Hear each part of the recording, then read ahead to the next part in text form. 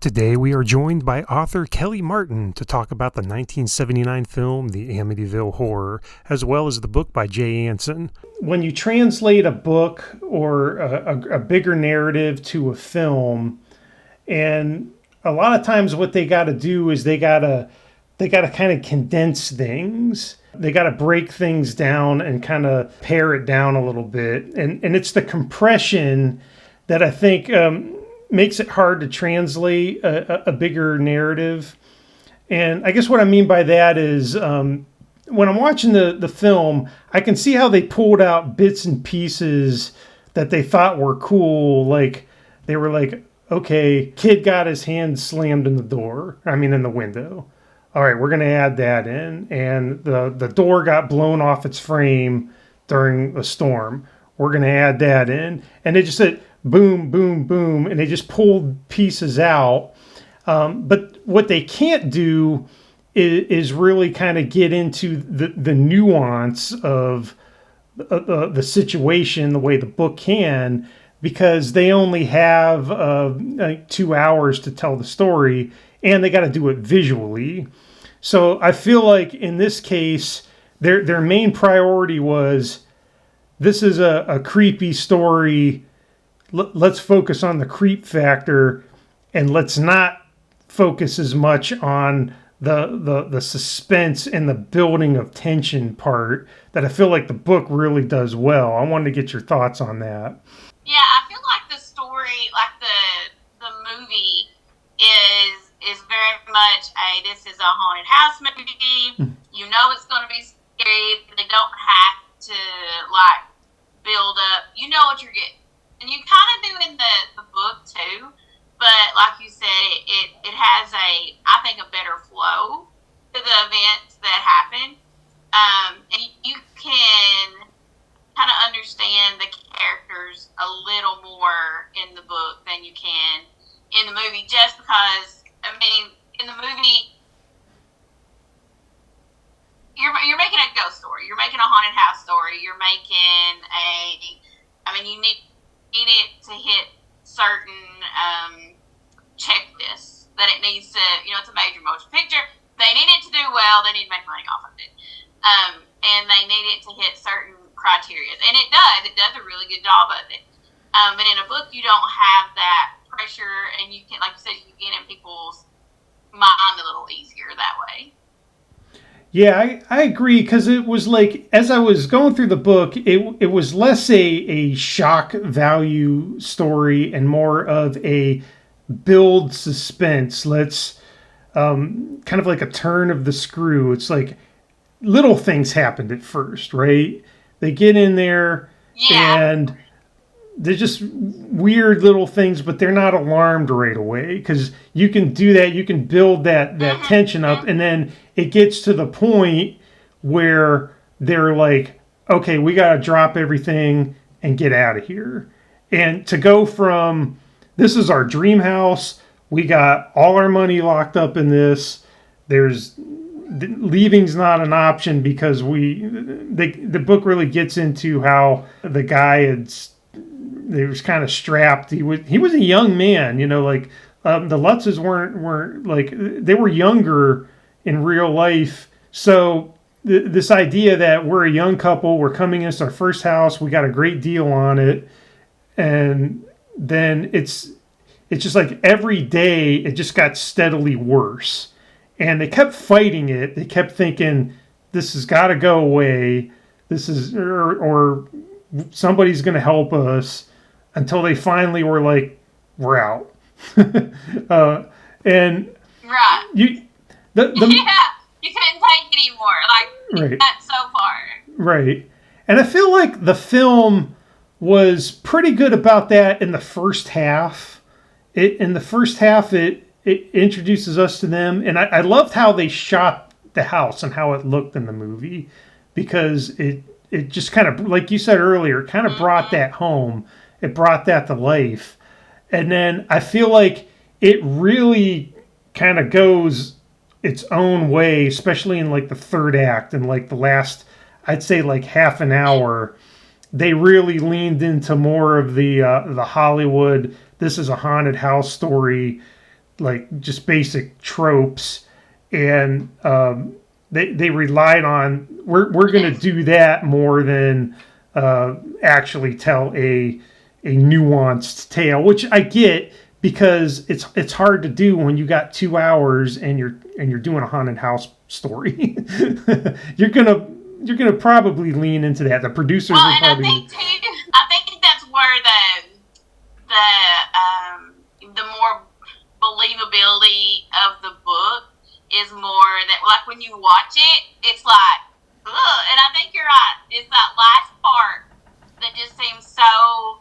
It's not really out of place, but you're like, if that really happened, that would be something. Well, I feel like I want to kind of go back to what you had said earlier about the 2005 movie and how George Lutz wasn't happy with that. And as I was watching the 79 movie, the way they depicted him, especially in the last like 30 minutes or even the last few scenes, came off like that to me, because he gets an axe and he starts chopping the door to get to the kids. And it was very much reminiscent in my mind of The Shining. It had that feel to it, Yeah. that I'm gonna get in there and I'm gonna get to the kids.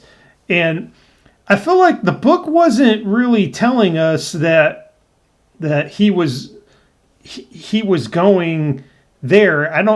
I think it was more that when he gets in there, it wasn't just him. I feel like Kathy in the book as well was also being affected, or their moods were just like being affected. And they didn't know why they were irritated. They didn't know why they weren't happy. They didn't know why they felt strange. They just did. And they start doing things like snip at the kids when that wasn't part of their normal personality. They start fighting with each other. That wasn't part of their normal day. And we come to find out it's whatever's going on in this house that's affecting that mood.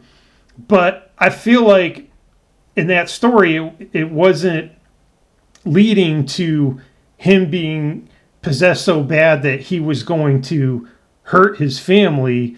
I feel like it was more that he was just, and both of them were just so overwhelmed with all the crazy stuff that kept happening, and the fact that they were trying to make it work. They were trying to preserve this thing they were so invested in, that they were more fighting against it than I feel like the movie like the movie kind of doesn't give us a lot of that. The movie just kind of gives us the idea that they just, or especially George, just deteriorates until the point where at the end he just suddenly snaps out of it. Yeah, it's just like he gives up. You don't really see a lot of fight in him with it. He just kind of gives up, and you just kind of you see him sink into it.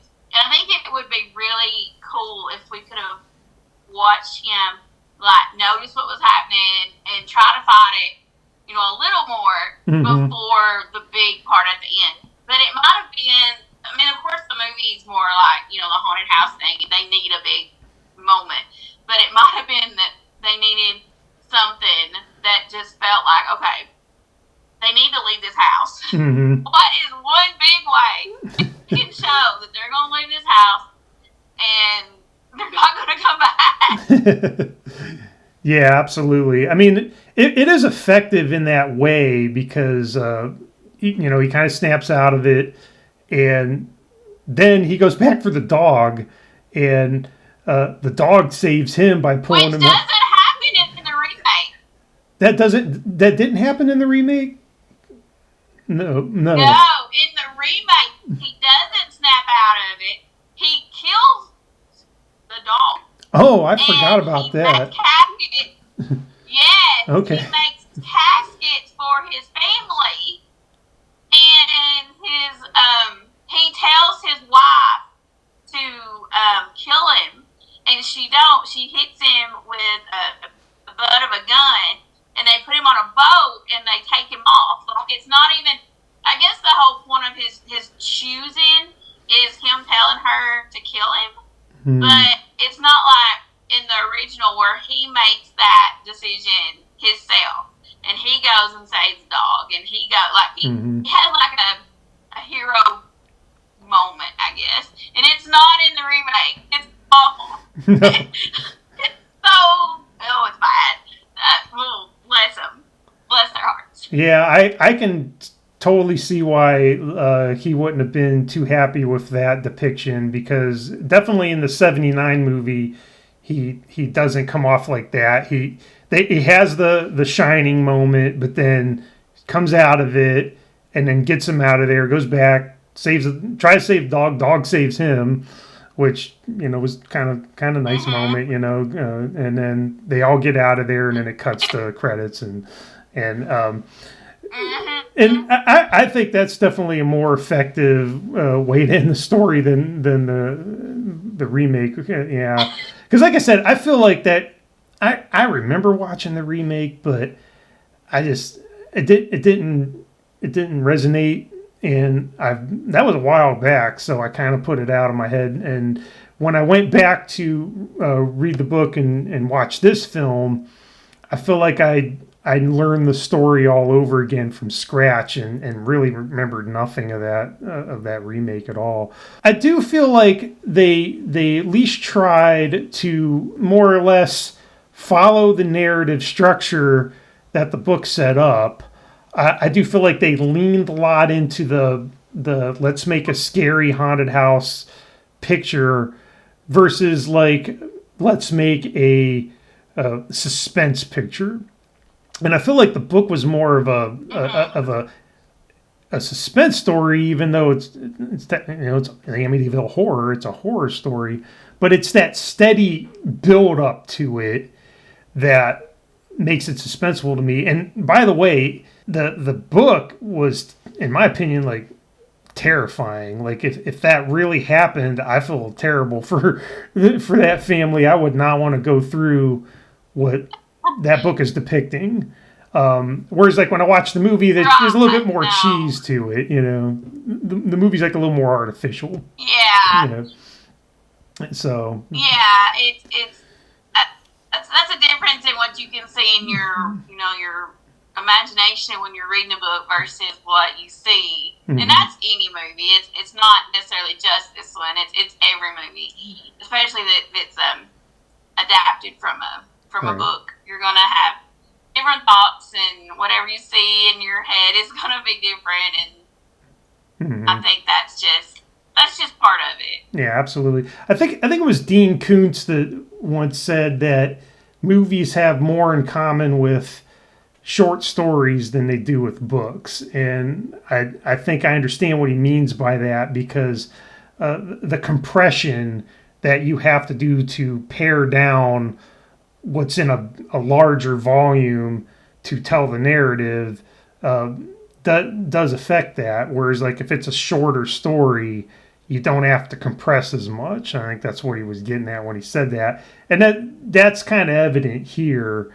But at the end of the day, it's a creepy movie. It's as far as haunted house movies go, it's not terrible.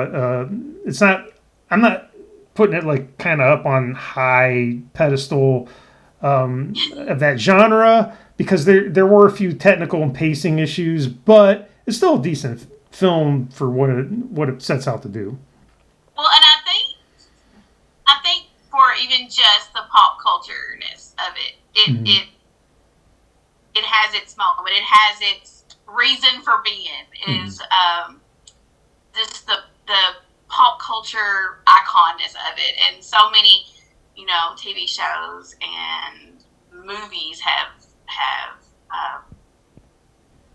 emulated it and have different scenes from it. I think that's and there's so many more haunted. I don't know if there was like a whole lot of haunted. I'm sure there was a lot of haunted house books before or movies before, but I think it kind of added a bit of wood to the fire for more haunted house type stories. And it's like, I love The Conjuring, and Insidious is my favorite. Mm-hmm. And I think of like The House on Haunted Hill, and all those is like the OG, the beginning. But I think Amityville is like, it's not on a pedestal, but it's like in the Hall of Fame of horror movies, just because of what it is. Absolutely. You can see its threads in things like Supernatural. Because I was watching this, I'm like, Yes. I can see how, because I was big into that show, I can see how they were. I love that show. Excellent. Yeah, it's so good. I can see how they were influenced by this. And like Poltergeist that came a little bit later, I can feel like this kind of built on that idea. Because another thing we didn't kind of get into was the actual background of what happened at the house, and that was the Feo murders that happened the year before the Lutzes moved in, and was a big reason why they were able to get the house cheap. And that is a clearly documented true crime occurrence. That really did happen in that house. There's nothing to dispute there. That crime was. I looked into that. It was definitely a terrible situation. Was depicted in this film at the beginning of the movie. Kind of set that up too, and depicted that in a pretty creepy way. And then watching The Conjuring 2 really got into that because I did check that scene out this morning, and I was like, ooh, yeah, they leaned into that story. So I mean, there are some precedents set up that could kind of lead to the idea that here's why this really weird supernatural occurrence is said to have happened to this family in this place. This is a reason why. And the film touched on that, I think, effectively, and the book didn't even really get super deep into that story. I had to kind of look that up on my own. But it is an interesting part of the legacy of the house, and definitely worth noting, I think. Oh yeah, it's definitely it's not just an asterisk to the house. Like, it's one of the main parts that happened in the house, and it's just I'm trying to decide if I would buy a house that 6 people were murdered in a year before. Like, it's not even been 5, 10, 20 years. It was just a year before. I don't know. I guess for a good price, I guess, but that just seemed...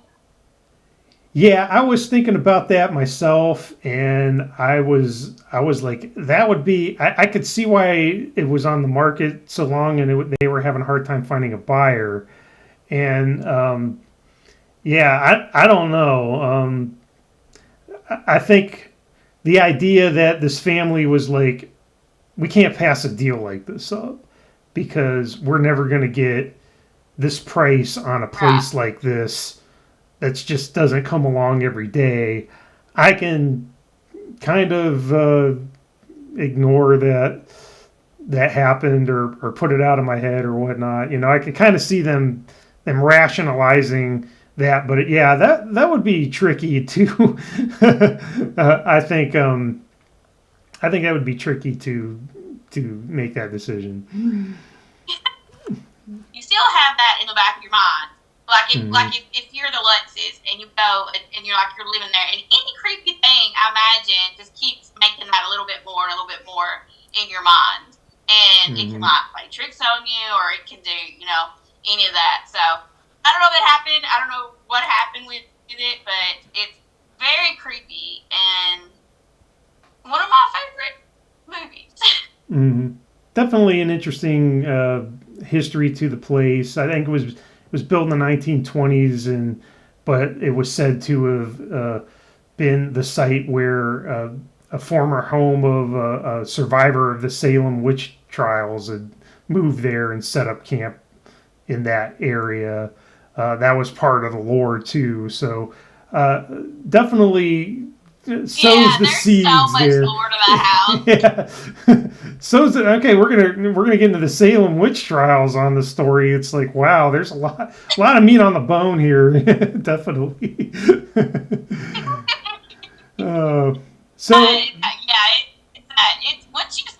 once you start going down the Amityville rabbit hole, there's so much. I think that's one of the reasons why it's so popular.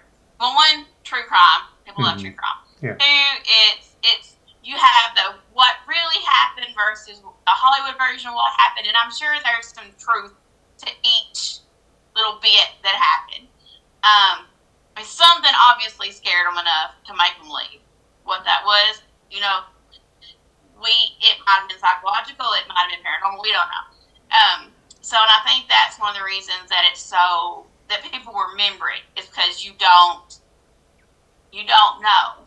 You don't know what happened. And I think that's kind of like with The Conjuring 2, especially those two, because they're based on true events, like in the Annabelle movies too. And I think that's kind of what people draws people to them, is you want to see how much of it could possibly have happened and how much of it might not have happened.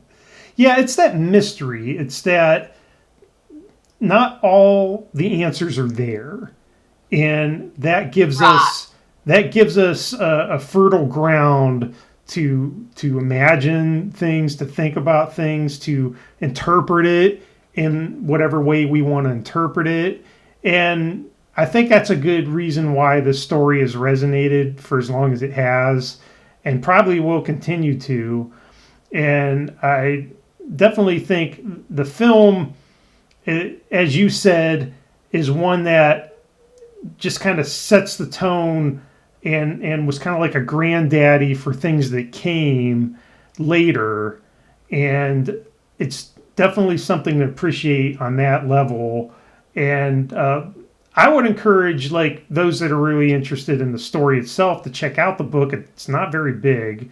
It won't take you super long to get through it. And it's going to... it's really easy to read. Yeah. Like, it's really interesting. Right. It keeps your attention. Yeah, it's well written. It flows well. It's a quick read, but it will answer more questions and pose more questions and give you a little bit more of a vibe of how it might have actually felt to go through that, what that story is depicting. But at the same time, the movie is right up there as far as like good scares. It's competently shot. The acting's fine. One of my favorite like moments in the story is when they frame the house and it's like red in the background and it just sets that creepy atmosphere. And it's like an iconic kind of look at the house with the house's windows look like eyes. That is a great shot. I'm sad they're not there anymore, and I know why they took those windows out. But I'm kind of sad because that's so iconic, and it's really beautiful, actually. Like it's really pretty. Mm-hmm. I love how stories and movies where the house is a character or the place is a character in the story. Yeah, 100%. And I think this delivers that, and it's definitely really good. Like I said, coming at it fresh, it led me down a fertile ground to investigate and look into. And I'm glad I had a chance to read both the book and see the film and kind of get into that story. And it's one I'll be thinking about going forward. Yeah, definitely. It's one of my favorites. And I don't watch it as often as I should, but if I see it on TV, I'll stop and watch it.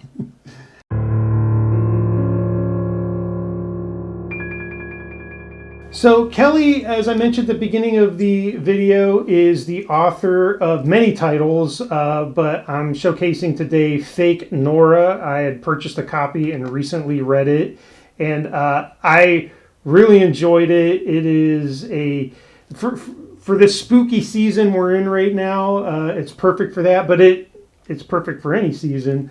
However, if you are in the mood for a spooky read that is good for the whole family, I would say this is a good one. Kelly, you want to tell us a little bit about the story and the series?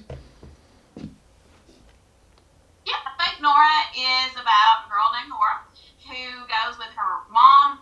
She's 12. She goes to an antique store. They buy this mirror. What Nora doesn't know is that inside this mirror is a fear-eating doppelganger that can turn into anybody. And she turns into Nora, switch places with Nora.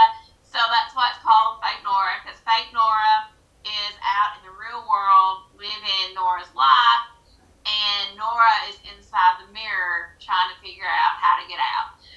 There's also People in the Mirror called Bad Ones, which you learn about in the sequel. A very special thank you to Kelly Martin for joining us today to discuss the Amityville Horror. Be sure to check out her works on Amazon as well as her YouTube channel. Thanks for watching.